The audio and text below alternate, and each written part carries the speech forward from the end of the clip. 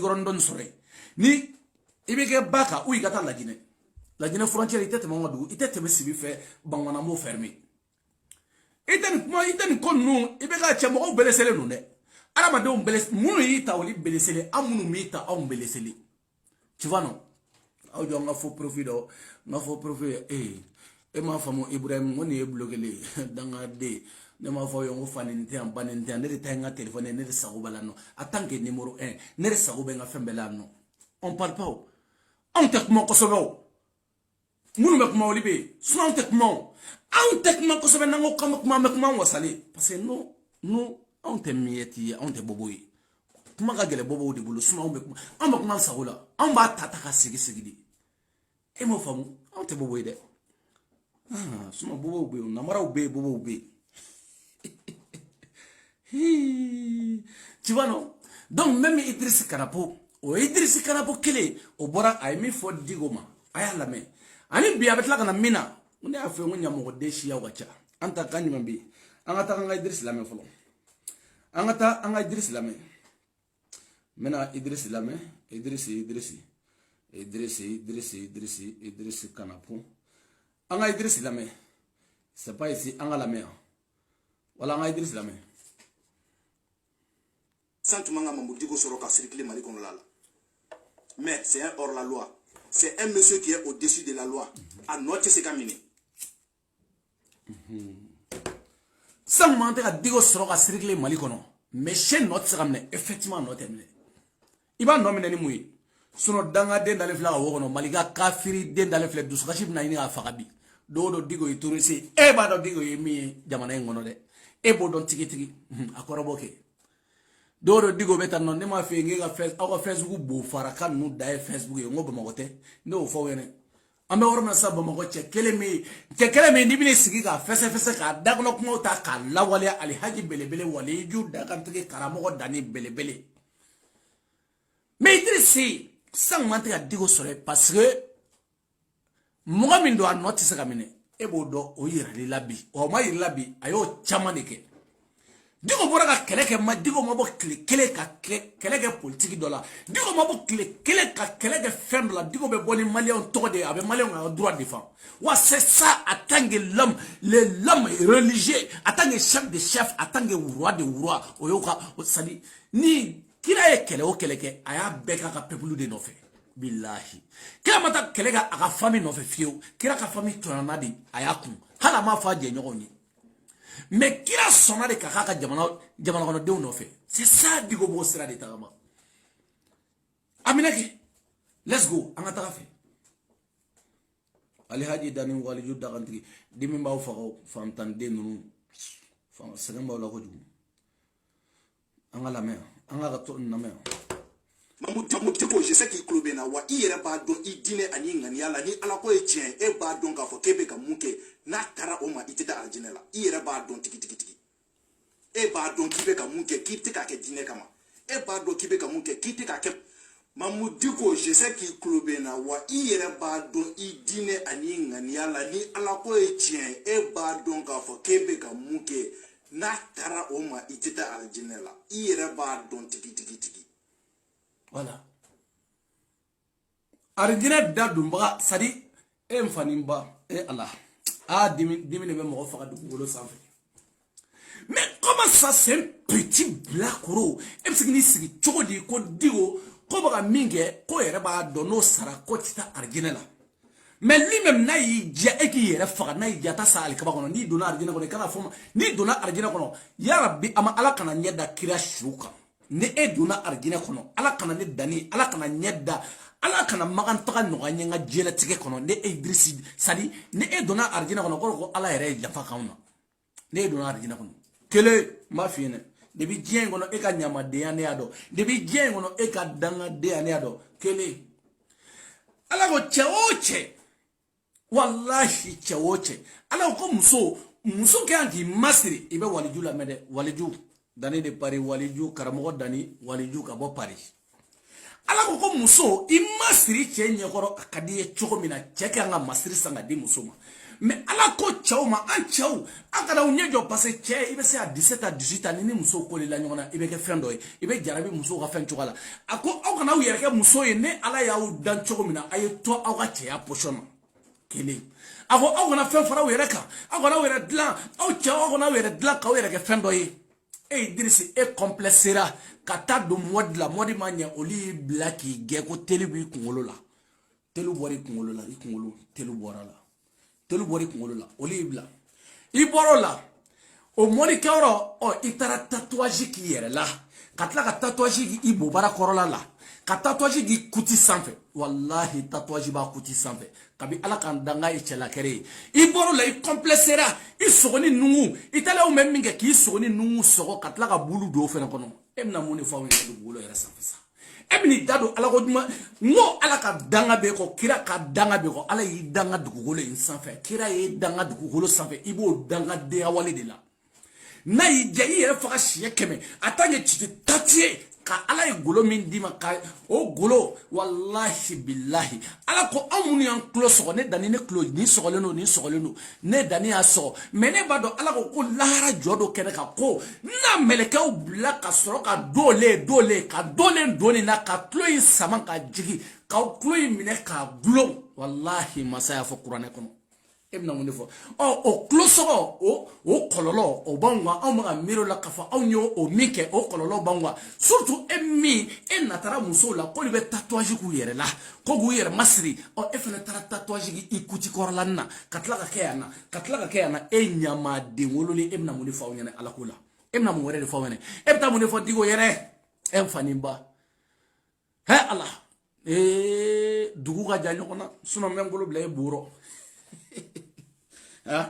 mais ɲɛ min ka video dɔ fɛnɛ tɛmɛtɔ la ko e b'i ta fɔ mɔgɔw y'a tigɛ k'e y'i ta fɔ président ye e y'i ta fɔ ministre ye e ɲɛ bɛ jɔn na dugukolo in sanfɛ ne danni ma n ta fɔ mɔgɔ min ye e b'a fɔ ko e de n'i ye k'a fɔ ko e b'i yɛrɛ cogoya dɔn sinon ne danni dugukolo in sanfɛ ala ka masaya kɔfɛ a cɛ tɛ yen a muso tɛ yen n'a ye diya kɛ waliju ye n'i m'a tigɛ ka ɲinɛ ne danni b'a f'i ye piɲa a tan kɛ waliju ala fɛnɛ ne ci o kama bɛɛ n'i cikun don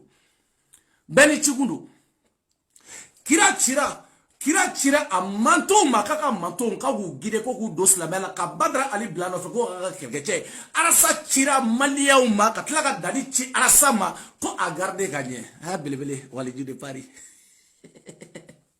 aw kana dimi sa aw bɛ dimi cogo di n b'a walawala aw ye di n b'a walawala aw ye di a bɛ walawalali b'a la k'a fɔ a bɛ walawala di a bɛ walawala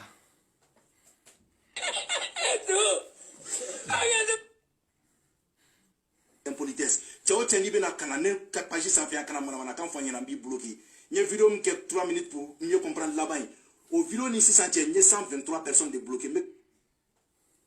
parce que c'est de la démocratie qu'est née l'impolitesse cɛw cɛ n'i bɛna kana ne ka page sanfɛ a kana manamanakan fɔ n ɲɛna n b'i bloqué n ye vidéo min kɛ 3 minutes pour mieux comprendre laban in o vidéo ni sisan cɛ n ye 123 personnes de bloqué mais classe sisan maa o maa bɛ ka manamanakan sɛbɛn n b'a bɛɛ bloqué n'i tɛ se ka argument sɛbɛn n'i tɛ se ka phrase kelen sɛbɛn bɔ ne ka page sanfɛ. parce que problème c'est quoi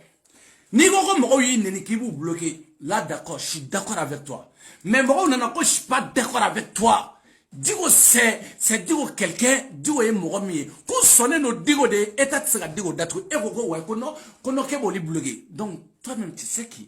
tu es une menteur. Tu sais que tu es Nyangode, tu sais que tu es Sunguruba, tu sais que tu es pédé. Tu sais bien que tu es pédé, tu sais bien que tu es Nyangode, tu sais bien que tu es Acididé, tu sais bien que Idriss Karapo, tu es Nyangode Acididé. Toi-même tu sais bien ça. Mɔgɔ minnu bɛna danni ma sɔn i ka nin ma n ka pa pagata la mais ni i nana de danni i ba dɔn ta ou mɔgɔ wɛrɛ ba dɔn ta ouais j'ai droit à m'y bloquer sinon ne tɛ commentaire lajɛ o ne bɛ commentaire min ye o de ye nɛni ye sinon a tɔ ninnu je m'en bats les couilles tu vois non mais e ko k'i ye mɔgɔ 100 ni kɔ ko bloqué bobow ye bloqué la damaw ye bloqué la namaraw ye bloqué la a t'aw yɛrɛ ɲininka a laban b'aw yɛrɛ bloqué. Alava awa yɛrɛ bloqué ya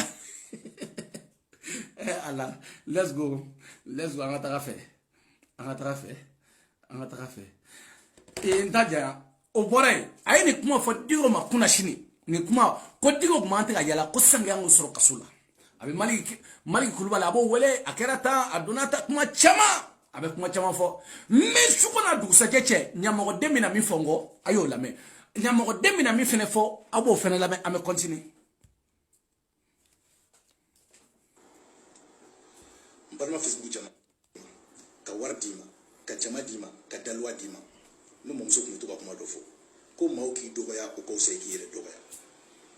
chawo chekera la ibekala aya be manguya aya be ka carrière jo o kera isigili nyena diko ko on mayano ko vendredi don ko malien dimbe ka boy ko kono kudu ko ibeka ko ultime atom de dirin do ama ko soit ça passe ou ça casse au vendredi kele e aidara nana tuguni ko way ko marchi ko ka réunion ke ko voilà digo yo fawnyene mais e ma digo ka idée de fane e digo ka mofla de ta mofla era ta mokele ay ni me saka jeleta ko jeleta ni me saka gabaguru ta ko gabagunda e o de ta dron ki bamba odiga mais digo ka o ma ka wal metru de fa kanga bo inyamo de e mo fo mais comme aidara bora ka kuma inna sam parce que je sais je te connais parce que toi tu es égoïste tu es égo tu es nyamo de tu es acidité parce que muna e be aidara no fa o te biyo ne bo kalama depuis tribunal sarla ibe aidara no fe iyere ko de ko to ko jam go fembe ibe aidara no fe mo kalama ibe aidara no fe wa fa je woli yere ko ga kuma de la ko fa je wala aidara ko te jayi aidara ko ga je ya kuma je jimon bale kuy parce que aidara même fon fe mesalima ale re ba jini ga sa yere ma parce que le ada afra aidara jina son kura do benno il faut faire attention ikuma chogo parce que on namene do ka teme mali ORTM ka on namene do ka teme mali fem ça dit wa ORTM on namene do ka teme ka na ya blaga ta ga mo bela jele mame mais ni ORTM ya fo ni ne kalo jojoli ne nyeta da ORTM ka ta do ere o tele so mi yere malla ne ta do parce que ta la je tu vois non donc aidara il faut faire attention ni conseil tibolo ala kama mogota mogodo ta mun nga conseiller kasinga adoika nga boka mfo ikanga boka mais o mogo de budget problème tala nga petit ndo be malla boire mo chima be ga conseiller tu vois non let's go anga ta fait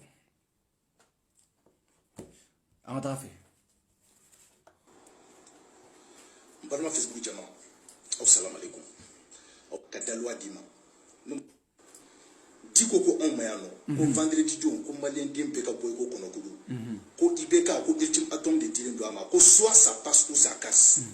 au vendredi kele e aidara nana tuguni ko way ko marchi ko ka réunion ke ko do ko pour coronavirus e pardon ne pardon malion pardon ko do ko tseka coronavirus frake e pardon ne pardon malion pardon ko do ko tseka coronavirus iga kuma oyeche na soro do be bana de kena e mfani mba aidara ya bani ya haidara ya wadudu ya haidara ya traore ya bani ijo gabare tur de la ki bolo fla yele ala isa gabare tur bana ma to wuli ka to so sa bana mi ma do folo e ko way ko do oge o kana do ami be te do oge ala ko kena wa Idris ga kuma o wara oyeche de me nyanwu dia bi ga kuma ko nanga taka ni tuwa tuba nyina bo tubabu kunte vaccin nyina la ni tuwa tuba nyina bo tubabu kunte prévention nyina la mba fo ko bekata shi église ko no kata tuwa oki donc oyeche ni o prévu ka doko perati munu be église ko no ko ni dalaka milelen do ni kira ka jama modeli do ye jien la bankara mo model do ne bo don billahi jamana foi te sigiti kunga ibeta pertu fe ube do kiye billahi ala bi kungo nyene bo me beta slame nyama nunu do fe ugana da do ma de uga fembe go koloshi ne afu yewe ngo koloshi te fu yede koloshi te slame ko koloshi de jatelikela ka jati koloshi to ko jatelikela me nashi be koloshi la me jibo koloshi la me nashi abe mana ka klo sharia kan koloshi sari komini kota ashafula ibetla kada shafula obedigi me ni koloshi ne tekekele nata on ni mi wuruli ka bangana sidoima o jati bedo koloshi odi koloshi ba bebulu na temi kana melegelu no dobulu la kra o ti do arigine tiga slame ebe suna mo ne be koloshi bulu ibe koloshi janu buluti kube yala la ni koloshi jateli galan droni foy warate jateli galango kurane ma jigi koloshi ga kitabu ma jiga kan foy ma jiga kan jateli galan drondo Idris anya fanga ta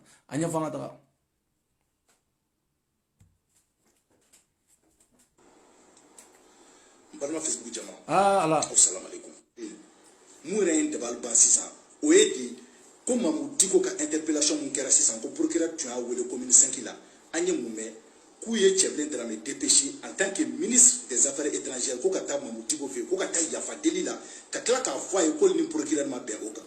Nebana Ningalim qui est gouvernement. Depuis quand le procureur a besoin de votre consentement pour que Kafo, Kalebe Modo interpellé? Au la séparation des pouvoirs au Tarami, pouvoir. Oui, il y a mais comment d'obéir n'a pas fort. Qu'on est là au-dessous de la loi, c'est faux. Digo, il a le dessous de la loi. Digo. Abake. Et Allah. Progrès ka akakoroboke. Progrès est koko tatara ka molitui. Juge est koko tatara ka molitui. Halu ka gardien, ménager, gendarme ou yata. Digo naga mo do sako do tribunal la kujo. Pia. Eba ko gouvernement ko joy gouvernement sigi peuple te wa joy gouvernement ko e peuple de ni peuple ko mi o de be ame nyogon ngande mi o de be ibaro malien te muruti de mais malien muruti li mayne bebo kala malien te muruti malien muruti ra mayne am muruti ra do mena bube ka mamata e ga aidara yare de la ka munge aidara de la ka munge ko kabe ko ka muruti debe alpha nana atite kala dro doni dro sanogo yare nana dro sanogo nga chien fo nyogo wa sanogo grand frère nga chien fo jama be aidara la eda la semo ma wa aidara kele odi blagata kasola ibara te mo ga nyumando anga chefo nyoy ha femo fembe aidara la sanogo eda la sama de kuma ta aidara fe ni bunna ne dani fe akunte katam de un serane ali haji ma akunte katam de me conseil di ma anga taka nai anga taka nai. Le procureur a besoin de votre consentement pour que Kafo, Kalebe Modo interpellé. La séparation des pouvoirs au Tarami, pouvoir exécutif, pouvoir législatif et pouvoir judiciaire. Aristote follow de Akmafo. Après, il y a John Luke et ensuite Montesquieu. Ni ça va bien la séparation des pouvoirs. Donc maintenant, on peut faire Kata interférer justice fait la là. Donc, on est là pour on y a malien. On Ibeka Tessera, Ibeka et Malien Fagadi. Moune la ne pourra pas vidéo qu'elle dit qu'au c'est pas parce qu'elle te dit qu'au fait ou qu'elle dit qu'au commande n'y dit qu'au comment boire d'accord ni charia quoi no kanga mine ne kodi aka wele ori la ka nyinga ola mais mouye de ni dit qu'au de ko ka ibeka vraiment ka ayira ko ibeka desera jamana de on boko bolo di ko maka foko ibeka desera ibeka yera ko on mayan ko les régimes de ATT étaient incompétents ko il doit dire bon voilà allez avec moi de faire comme mouna allez sali kala ko digo no kanga mine edu ba do che kelembe e ko ibeka kata edu ba do mali kono bi beba kalama ka fo che kelemi na influence bi saka ibeka ka ibeka ka fanga chia bolo ibeka yere bo do mali mbebo do o digo di mais e ba do ka fo ko ibeka mai donc e na fara o digo de ka o e kuma bakelen fo bakelen benyana mo fla do ali mo nutere mo ta ko o woroni be katla ka mo nunu na clé anola ibaro ka fo die mo ala mo kuma ba umine katla ka mo ina sega anola donc o woroni be e mata fara digo ka e ko tigi mine ko interpeller mais ay nyuma mi fo tere ay nyuma mi fo o te anga jango keleke nyongo fe mais ay nyuma mi fo plainte ka doit contrôle la nan clara kele la wakati na ka mali sigi sengelinga a digo ka plainte bi amba wule amba nyinga e mo fo de mais e nana de ko ka interpeller aka nyuma imi da ma la nyamo de chi obe politique don wa anya fo wi nga mata kala mata politique wala mais ay nanga université ko na me doni amba da ma o ala ka kedi nena idara mbe mo kele wi neni ya bani ambe mo kele idara bora segu kana bamako ka imposer ne dani yere bora bangmana kana nsigi jigoroni ka imposer katla ka bo jigoroni kana nsigi France ka imposer avant France ka imposer Malta ka imposer Italie ka imposer Libye katla ka imposer France de Google sans fait wa dien fa ni emblème mais imposer obligé nena idara mbe mo kele au ma se ka imposer imposer à ta fachi. C'est ça votre problème. C'est dit nous mi nga chambo de nyini era wo ibega mai. Bo e ba do mali kono aidara tise. Mo shi tise. Mo mbese o buye oni digo ka arasa faroga. Pour que kali fanga jugo bwandala. Ambo nyini chomina eche. Ayike horo isa. Ayike horo doni ayike horo de ayeko doni. Aw de ba fota chu katla ka ne na machine cha katla ka na dimi mbaw bloquer nimi akata mo kemen gonyo ye mo kemen go bloquer mo son ça dit mon gars tu n'as rien mon petit tu n'as rien on n'a rien à foutre de toi Tu vois, non? On n'a rien à foutre de... Mais tu fermes ta gueule. Tu fermes ta putain de gueule, mon gars. Tu vois, non? Tu vas nous dire quoi? Nous, mais on t'a un enfant. Non, qu'on dit une fois. Mais Badou est mis fournier, Badou a vocal la mais on va Badou ni faire un kabolida. Et à la Aïdra avec moi du coup, mon fort. Et ma Aïdra avec moi du Aïdra, terrain 150 hectares au proposera Aïdra et Anishina sur la wa. Aïdra ta bois clasher de Oudou. Mais Aïdra m'a calé ta bois, faut bois Mousso Djouye, qu'on boit de la galatorie. Aïdra mo fo, digo mo fo, Nishimo fo, Banduko yo fo, Kalebe bombe de la bombe place à bas, et au mendigo dawa, Aïga, Alishina, Aïga ou Tawa Beseta, ou yo kuma sougme, ou Jien ou Likoewa. Ou Jien ou Likoe, et mon biga na folo dun ki ka mo bali kalana ka ala ma dom bali donia nyini na ka mo banabagato dans le Mali docteur Soni duna kona na soro saide bila inisida bebo jona to kalama malla Mali docteur Soni duna kono na soro sida de bila ini korela kol ayo fa chokodi kore la virus wa mundi on tanya don akona auto on fait on tanya don anga teme na video later inera ngate mina e bo meteme mina t-shirt la t-shirt mina la am t-shirt fene mi fo digoma amulame o fene mi fo digoma samarani tigi ma ali lamen doni mina t-shirt fene la t-shirt mina video mina nikra man tout ça yin toro t-shirt ayojo mina t-shirt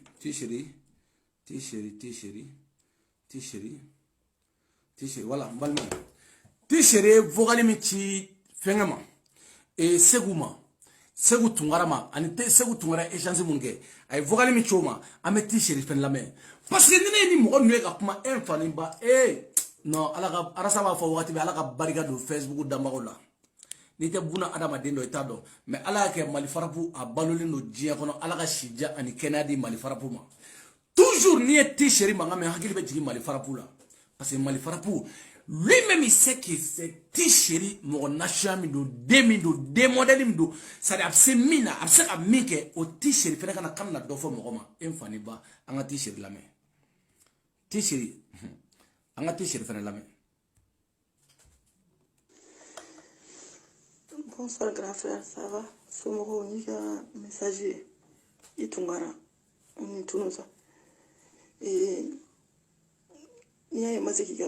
été comme je suis un peu souffrant, ça fait une semaine, mais aujourd'hui ça va mieux. Mais on avait parlé de l'histoire aussi. Je suis à la maison. Oui. Au fait, je m'éloigne un peu du Mali parce qu'il je suis très très malade. Et voilà. Mais tout ce que je peux te dire,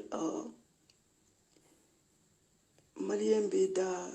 des belles paroles, en fait, comment on Maliens, quoi. Quand j'ai vu la vidéo de Mamotiko, ça m'a fait rire. Parce que n'est pas polonais, comment Jamateka y a beaucoup de. Et Malien Bougné, il a une bécofe. Ni mon mako be femina, au bout où elle est koufara, n'konga koulabo. Mamout. Ok. Ah, il y a un bon gabelle, ni on la mesisa.